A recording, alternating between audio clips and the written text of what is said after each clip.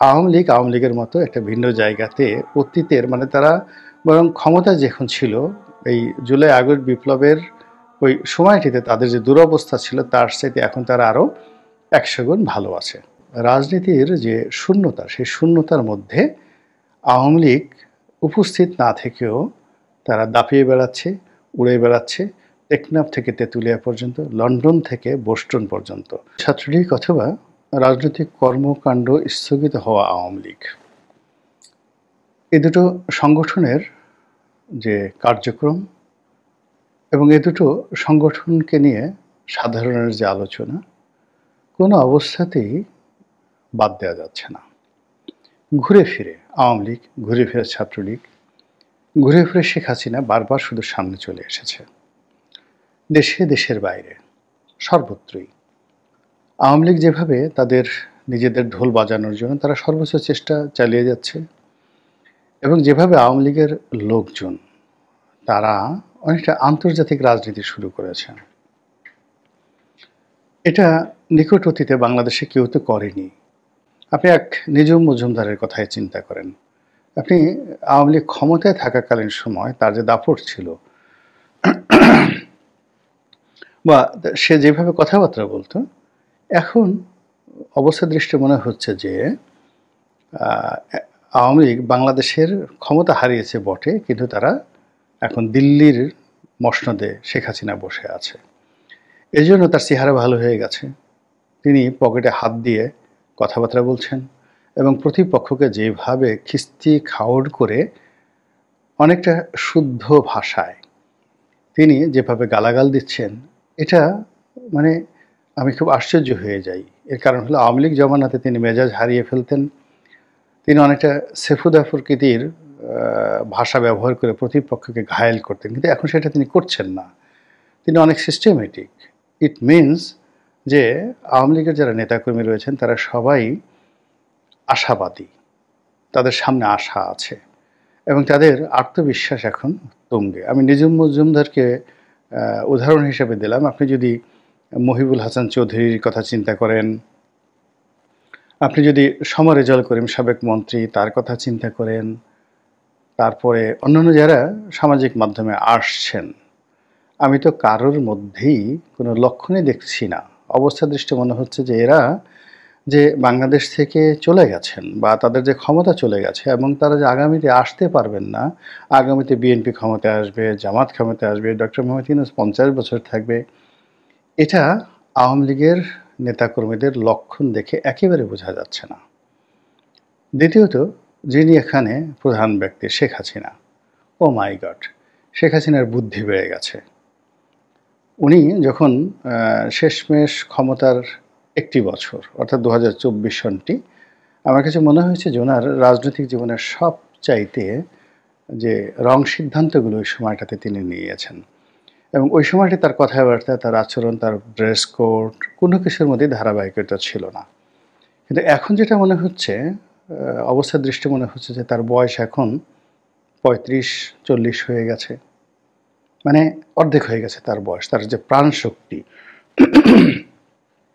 সেই প্রাণশক্তি দেখে মনে হচ্ছে যে তিনি তরতাজা যুবতী। 2 নম্বর হলো তার কণ্ঠের যে দৃঢ়তা, এটার মধ্যে কোনো বুড়া মানুষের কোনো লক্ষণ নেই। শেখ হাসিনা যখন কথা বলছেন 80 বছর বয়সে বা 79 বছর বয়সে, আপনি দেখুন যে তিনি একটি হাসি দিচ্ছেন না, একটি কাশি দিচ্ছেন না এবং তার কণ্ঠ যে পর্যায়ে চলে আসছে, মনে হয় যেন যুবতী কোনো রমণী সিংহাসনে বসে কথা বলছেন, অনেকটা রানী এলিজাবেথের মতো অথবা সুলতানা রাজিয়ার মতো একটা ভাবসাব নিয়ে তিনি কথাবার্তা বলছেন এবং অ্যাজ ইট ইজ সিদ্ধান্ত দিচ্ছেন যে কালকে ওকে ধরবো, পরশুদিন তাকে মারবো, তারপরে জেলে ঢুকাবো, ওকে ডলা দেব, ওকে ছ্যাঁচা দেব, ওকে গুঁতো দেব এবং সব মিলিয়ে তিনি তার নেতাকর্মীদেরকে এতটা উজ্জীবিত করে রাখছেন যে মানে এরা মনেই করছে না যে তারা ক্ষমতায় নেই। এই গেল আওয়ামী লীগের অবস্থা। তারা এখন বলতে গেলে একটা আন্তর্জাতিক দলে পরিণত হয়ে গেছে। তাদের জন্য ঢাকা বরং অনেকটা কি বলবো, মানে ঢাকাটা তো তারা দাপিয়ে বেড়াচ্ছে, পুরোটা পাড়া মহল্লা থেকে শুরু করে হোটেল মোটেল ম্যাচ থেকে শুরু করে ঢাকা শহরে এই মুহূর্তে সারা বাংলাদেশ থেকে আওয়ামী লীগের যে নেতাকর্মী যারা ঢাকাতে আশ্রয় নিয়েছে এদের সংখ্যা কম করে হলেও 30 থেকে 40 লাখ, একটুও কম হবে না। কয়জনকে গ্রেপ্তার করবেন, কয়জনকে আপনি কয়জনের তথ্য পুলিশের কাছে দেবেন? এই যে আওয়ামী লীগের এই অবস্থাটিকে ডক্টর মোহাম্মদ ইউনূস ম্যাটিকুলাসলি ব্যবহার করছেন। তিনি এই মুহূর্তে তার যারা সহযোগী, যারা তাকে জিম্মি করতে চাচ্ছেন, যারা তার মাথার উপর কাঁঠাল ভাঙতে চাচ্ছেন, তিনি ম্যাজিক্যালি বা ম্যাজিক হিসেবে আওয়ামী লীগের নাম ব্যবহার করছেন, শেখ হাসিনার নাম ব্যবহার করছেন এবং তার মুখ দিয়ে ইতিবাচক হোক নেতিবাচক হোক আওয়ামী লীগের নাম, শেখ হাসিনার নাম ওঠা মানেই আওয়ামী লীগের বিজয়, শেখ হাসিনার বিজয়। আর তার মুখ দিয়ে আওয়ামী লীগের নাম, শেখ হাসিনার নাম উচ্চারণ মানেই প্রতিপক্ষর কাছে রীতিমতো একটি আতঙ্ক তৈরি হয়ে যাওয়া।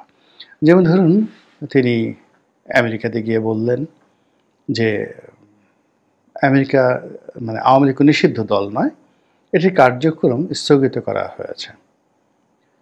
আমরা অনুবাদ করলাম বা আমরা যেভাবে বুঝলাম, এর অর্থ যেটা আমরা দেখলাম বাংলাদেশে, যে আওয়ামী লীগ যে কোনো সময় সচল হতে পারে, তার কার্যক্রম যে কোনো সময় সচল হতে পারে। এটা একটা যাকে বলা হয় ইনফিনিট শব্দ, একটি অনির্ধারিত শব্দ, গন্তব্যহীন একটি বক্তব্য। কিন্তু অনেকের মধ্যে এটা রীতিমতো চাঞ্চল্য তৈরি করে ফেলেছে। জামাতের নেতৃবৃন্দ তো রীতিমতো ধৈর্য হারিয়ে ফেলেছে। তারা এই কথা বলার জন্য ডক্টর মোহাম্মদ ইউনূসকে খুবই নিষ্ঠুর ভাষায় সমালোচনা করেছে।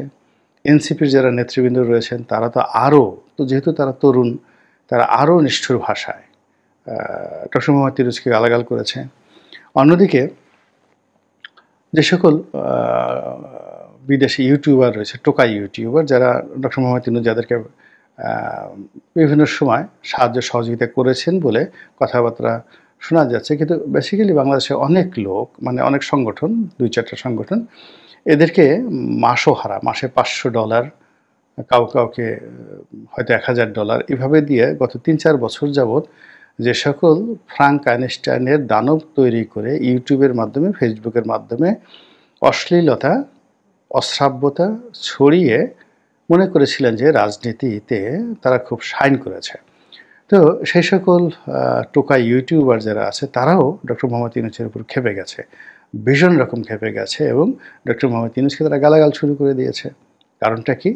তিনি ওই বিদেশের মাটিতে গিয়ে আওয়ামী লীগ সম্পর্কে যে কথা বলেছেন সেটাকে তারা হজম করতে পারেনি।